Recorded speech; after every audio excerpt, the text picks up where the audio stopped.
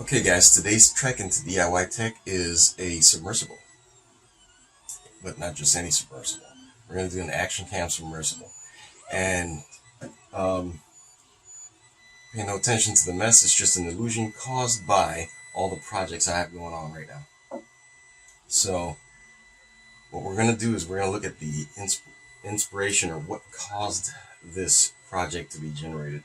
So a while back we did something called an action camera water rig, and basically it was a frame that you used to put your action camera into. Had a ballast and it held it underwater at a certain depth, so you can just record. And I'll show you that right now. Here we are. So this little guy here is the inspiration for this next project. Then you have the ballast and undefined length of polypropylene line to help you drag it back.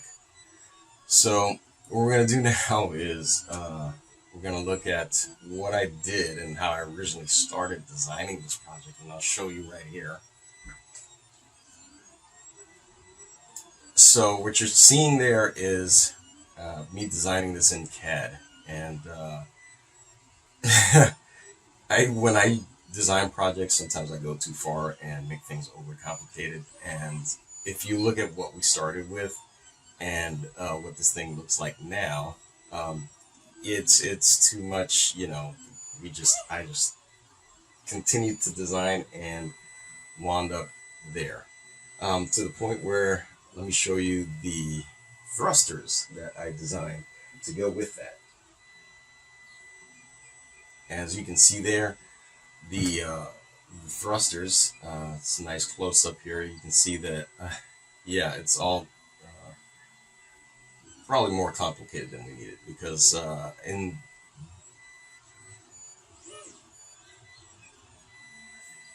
doing search online, I found this program called Seaperch, and we're not promoting them. We don't speak for them. We don't, you know, this is just a cool program that I found, and they just happen to have some DIY underwater thrusters.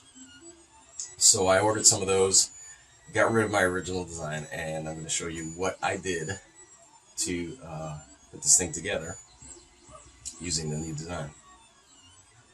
Now, went ahead and ordered some of the Seaperch thrusters. I ordered a thruster kit. We're not going to do the assembly in this video. They have some really good videos, and there's going to be a link either in the description or where I just pointed on the screen. There'll be a link to their assembly videos for this thing, but I'm going to open the box right now. I don't normally do unboxings, but box just came. Let's open it.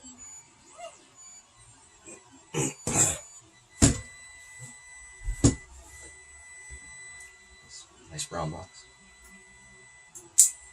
Alright. Let's see what this looks like.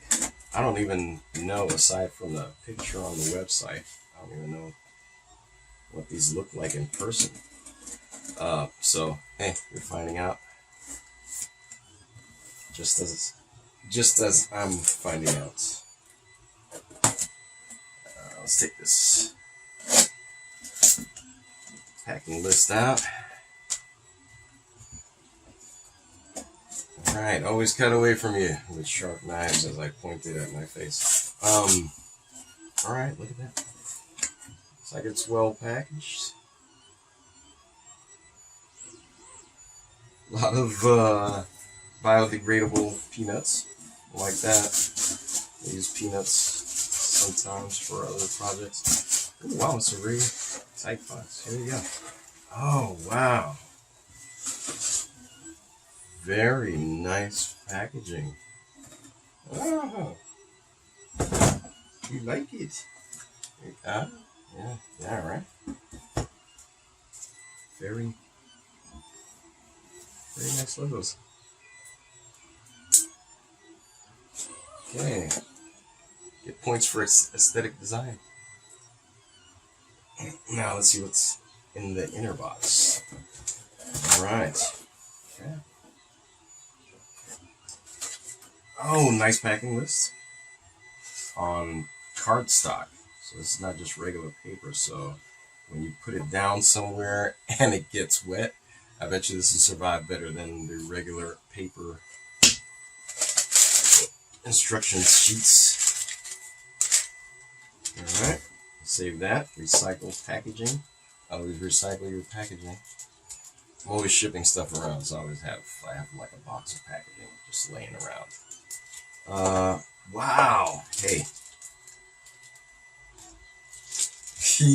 For those of you 35 millimeter film canisters, 35 millimeter. Does film exist anymore? I don't know. But this is a cool way to use those for something useful. Mechanical parts. We got some nice. Oh wow, these are nice. These are very smooth looking. Wow, very cool. So this is all the mounting hardware and the spindles and everything for attaching your props to the motors.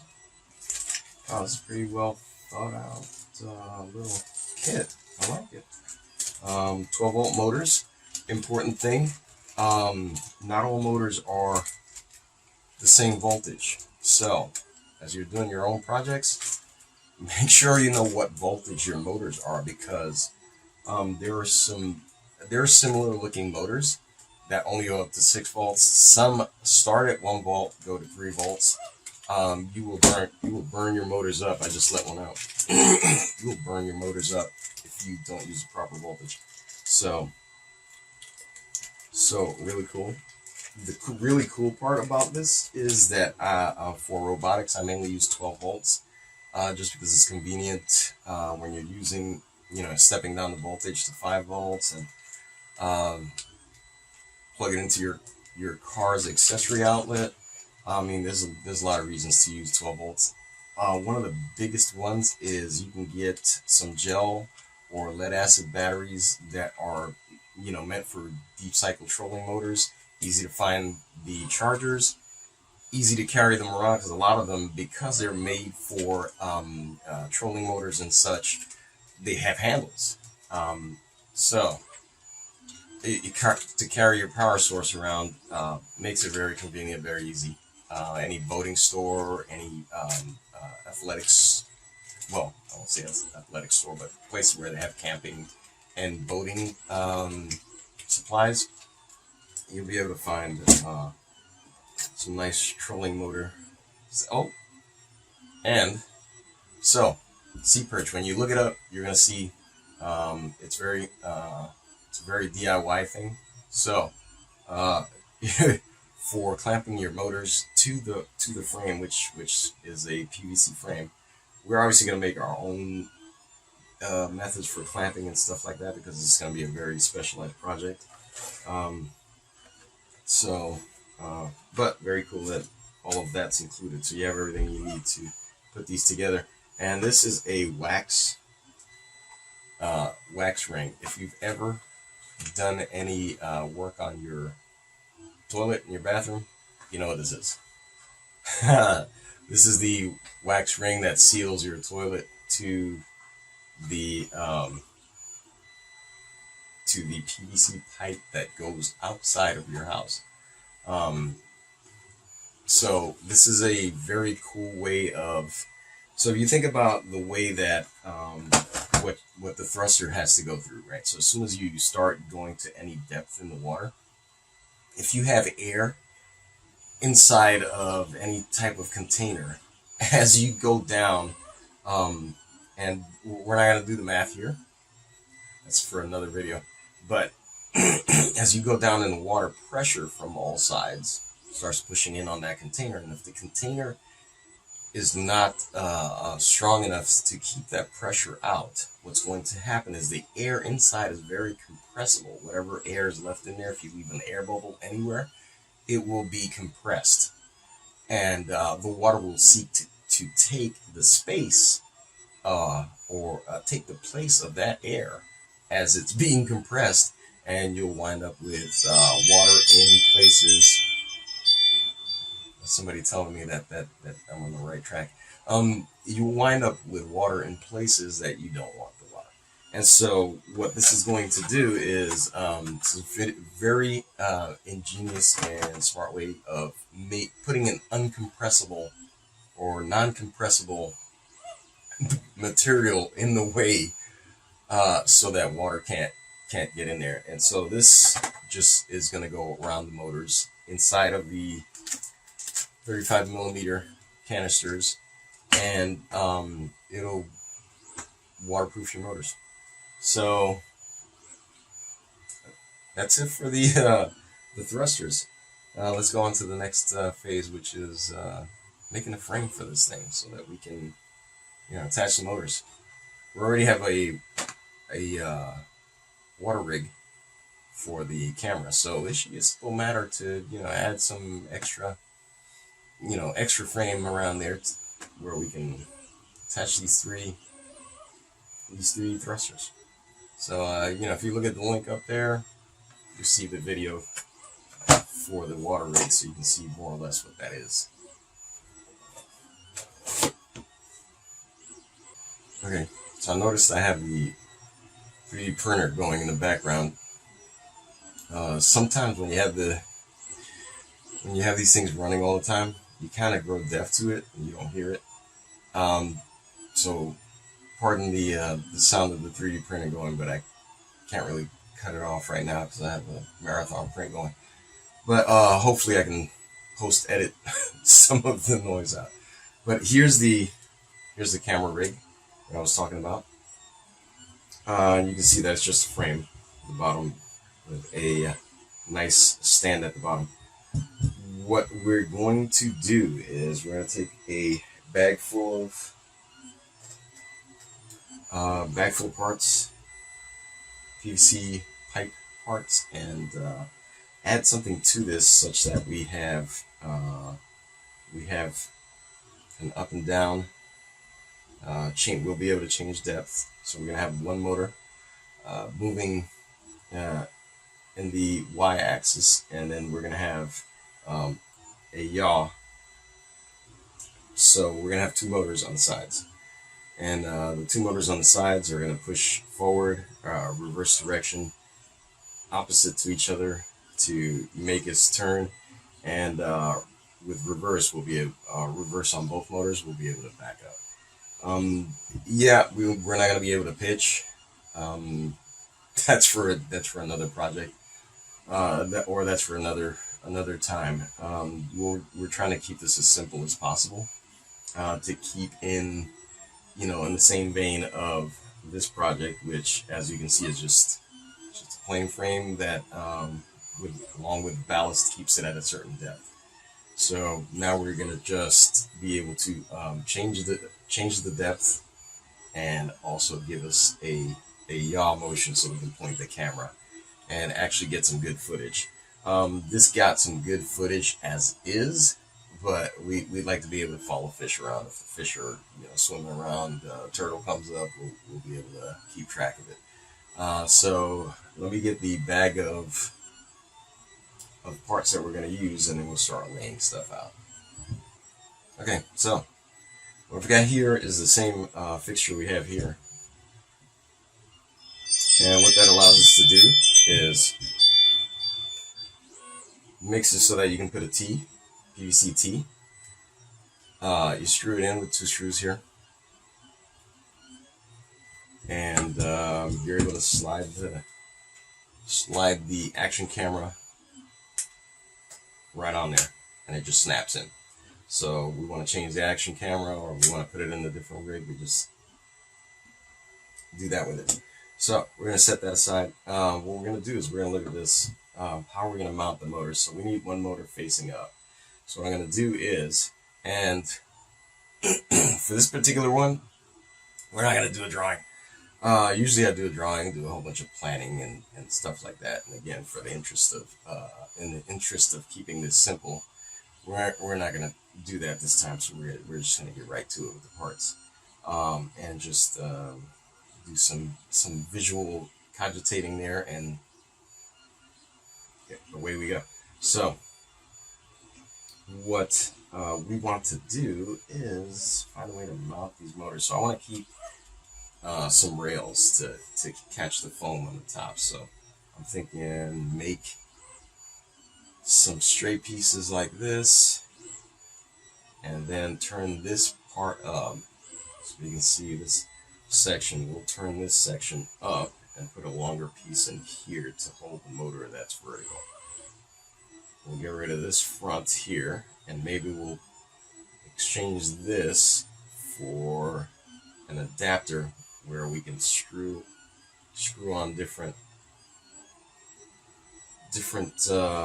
parts so that we can adapt it to different situations. So if we want to put a gripper up here, we'll put on a PVC adapter that we can screw different attachments on there. Yeah, I think that'll work. So we'll put some sections across here. Put this cross back here, so crisscross in the back and two open sides. And then I think that'll do it. So what I'm going to do next is, next scene is going to be, we're going to have the motors laid out.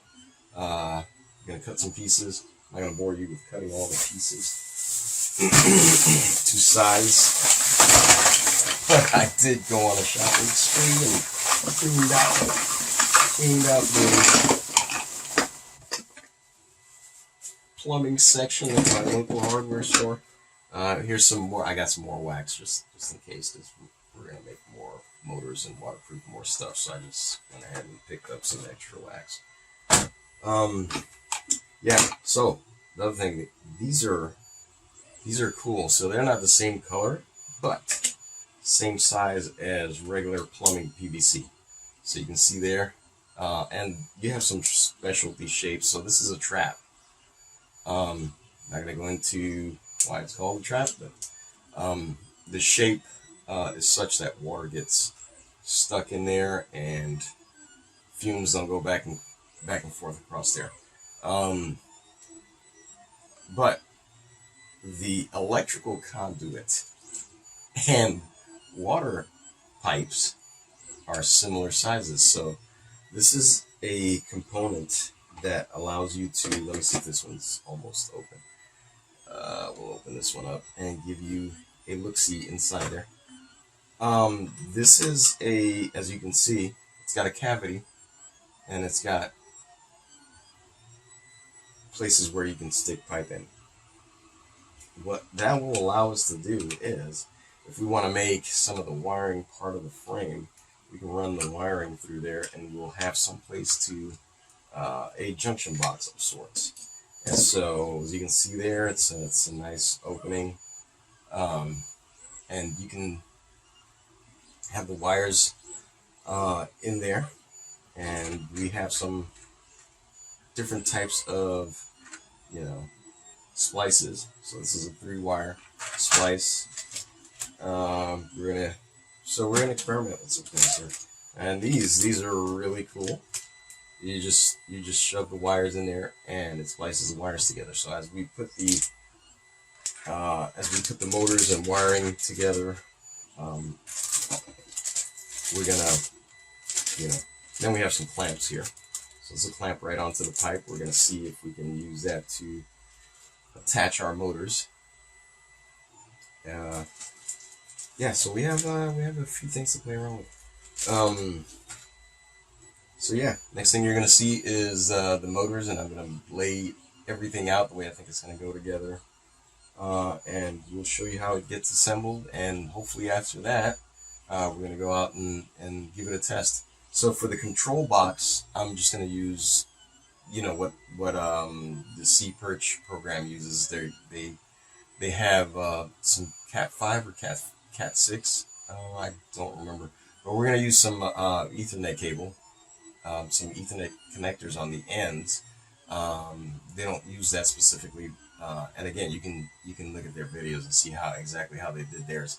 But we're gonna use a similar setup to run these, since don't reinvent the wheel if you don't have to. and theirs seems to work really nice. So we're gonna give it a try. All right, here we go, guys. We got everything all cut up here. So what we're going to do is put this together real quick. We're not going to use the regular PVC pipe cement because what's going to happen is this won't give you any time to move parts around. There's no working time with this. Once you put this on there, it fuses the parts together, and that's it. So what we're going to do is we're going to use some Gorilla Glue, and this stuff is really cool. It's water activated, but what's going to happen is we'll put it on there, put everything together, and then submerge the whole thing in water, and it'll activate the glue. There are two versions of this. There's a foaming version and there's a non-foaming version. The foaming version will fill in gaps and stuff like that. We don't need to fill in the gaps so much as hold everything together. So we're going to use the non-foaming version so we don't have excess squeezing out anywhere. And we're just going to use a recycled drinking cup. Just going to pour some of this out here. And then we're going to go to some Q-tips or cotton swabs to apply the glue. So we're just going to squeeze some out there. I'm going to squeeze a good amount out there, so I don't have to go back and do this again.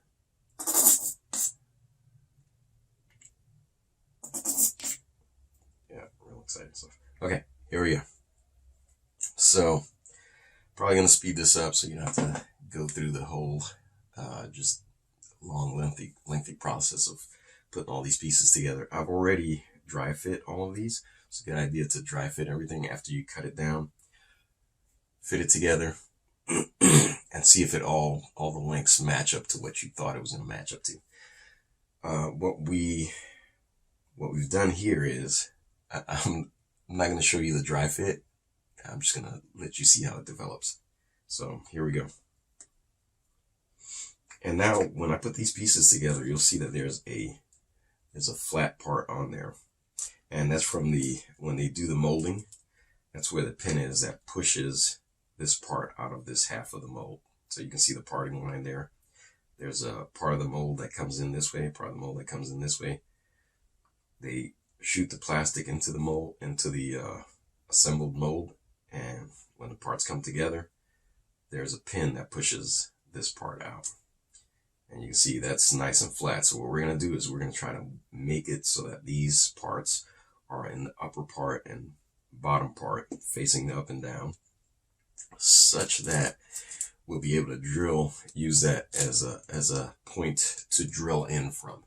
And so the drill holes are going to allow us to let the water into the frame and let the water out of the frame. We don't want the frame to be an actual part of keeping the buoyancy in this thing, because it won't be a reliable way to do that. So what we're going to do is we're going to have weights, and we're going to have foam pieces that will allow us to adjust the buoyancy to get us to that, just above neutral buoyancy, so that it naturally floats up, but the motor will be able to push us down. So what happens is if the system fails, it'll just naturally float up to the top of the water and we can recover the craft. But you'll see that later. Now let's get to the assembly.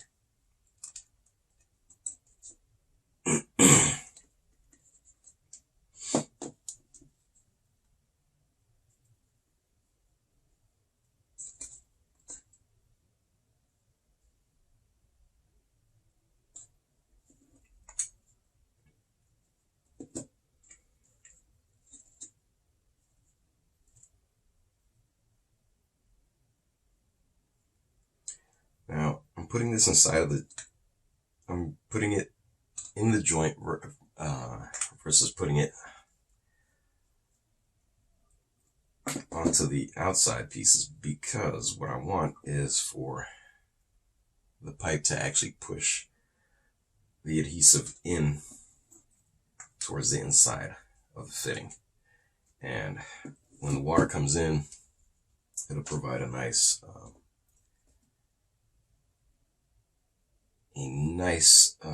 big surface for the adhesive to come together as it is activated. So we want that to the outside. So we're gonna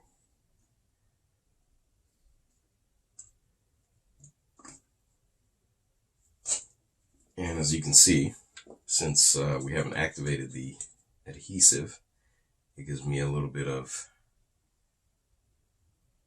ability to move the joints around before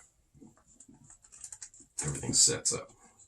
So you still want to, move at a decent pace, because you don't, there's moisture in the air, and the glue will start to activate just from the moisture in there. You can use a brush also instead of this. So you see my ends are breaking up. I have extras there. And I have wax paper, because this is also my ESD soldering mat. I don't want to damage that by having glue all over it. So I've got that nice and covered, so that and wax papers does a pretty decent job at keeping things from going through. You can, of course, use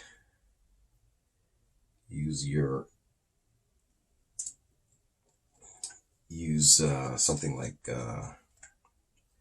butcher paper or craft paper, but what tends to happen is that the adhesive will start bleeding through, and then you have your what was protecting your surface stuck to your surface.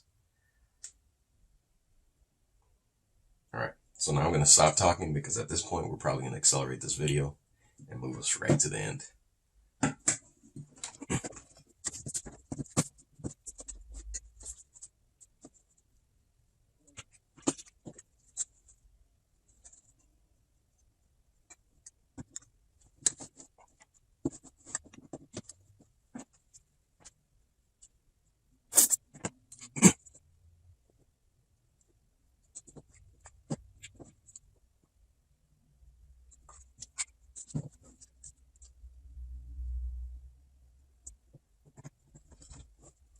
Oh, yes. Yeah, stop taking over time.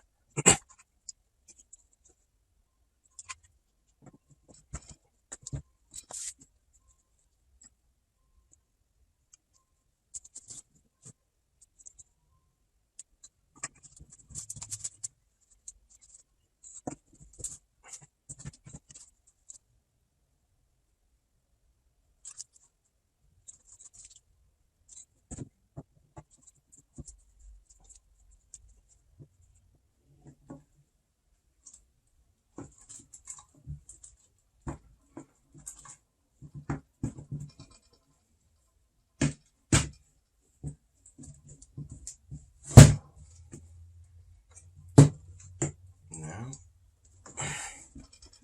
press everything in so it's nice and fit in there.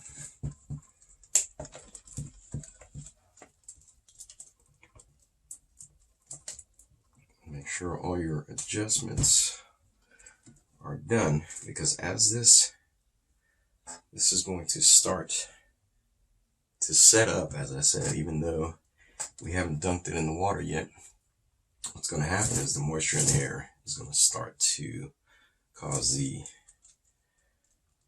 adhesive to activate. And this is some pretty strong stuff. I've used it before with PVC when I've built shelves and parts of aquaponics systems. Obviously don't use it in the parts with the potable water in it, because you probably don't want this in contact with the water that's going through the plants and the fish.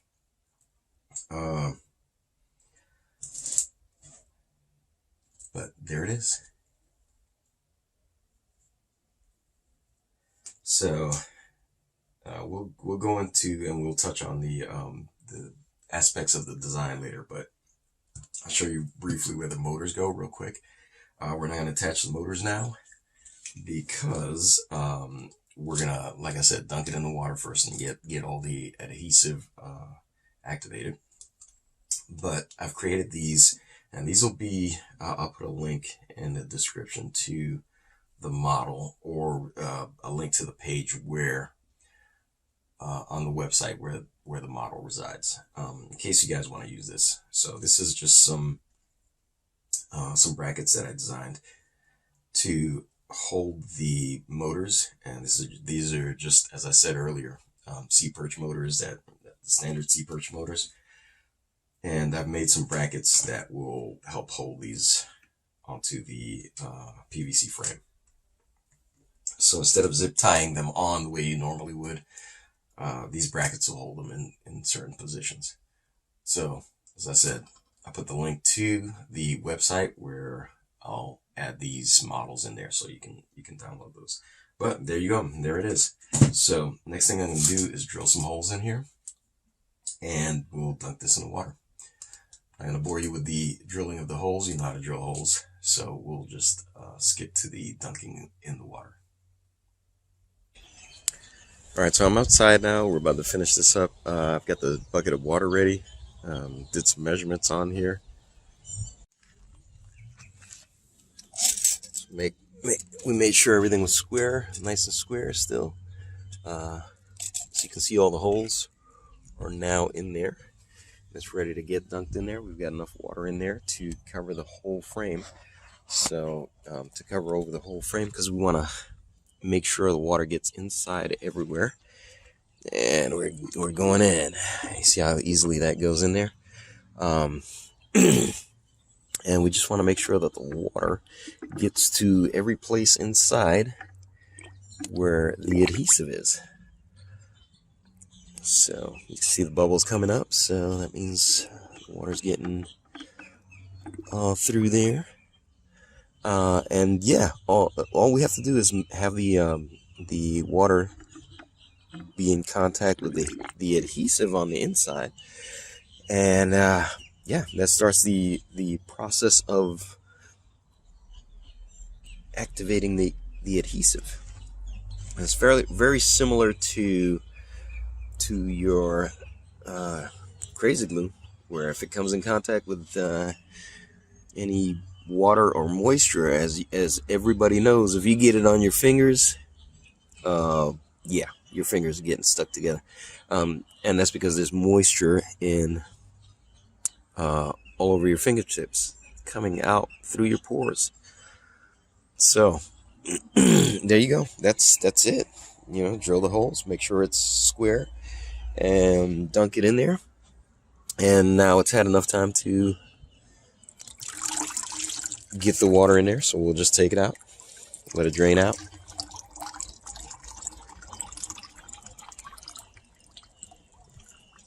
So there you go. We've got some drainage holes on the bottom, so we'll just set her down over here and give that some time to for the adhesive to work, and we're good. Next thing you're going to see is we're not going to have this in. We won't have it in this video. We'll have it in the next video, but we'll handle the wiring and setting up the motors and everything in the next video.